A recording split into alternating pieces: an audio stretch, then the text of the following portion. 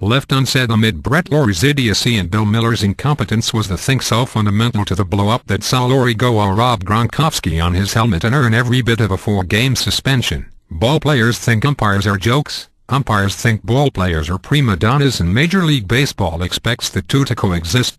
Player-umpire relations have turned increasingly ugly, and if Yadier Molina's "did he or didn't" he spit inside and last season couldn't inspire the sides to hold their way overdue come-to-Jesus sit-down sessions, Lawrie's must.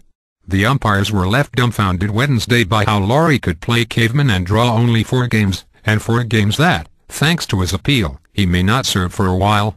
The players snickered at Miller's strike zone that extended practically to the opposite batter's box and won't draw him so much as a censure from the league. Anon beats the mistrust. Both sides have their points.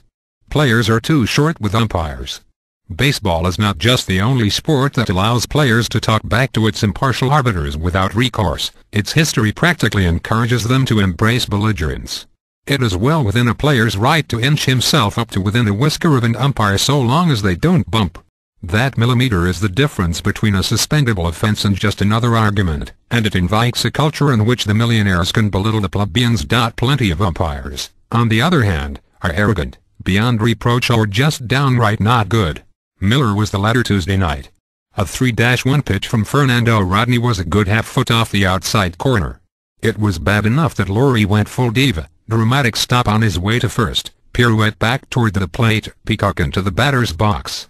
The next pitch looked borderline, probably a bit high, and Miller's strike 3 call sent Lawrie into a conniption that made his tattoos look 3D from the preponderance of veins that bulged. Little did Lawrie know he'd been Molina, just the latest victim of Joe's Molina, the catching Copperfield, who makes balls disappear into the strike zone. Miller was far from the first victim. He will not be the last, either. Because umpiring a baseball game, from Little League to the major leagues, is an eminently difficult endeavor. A man must stand at an angle toward home plate, look at the umps, none stands directly over the catcher, and judge whether a projectile hurled upward of 100 miles per hour crossed at any point horizontally over a 17-inch wide plate and vertically in between the knees and letters, or whatever he wants his strike zone to be, so long as it's consistent. Players want competence, sure. In lieu of that, they accept consistency.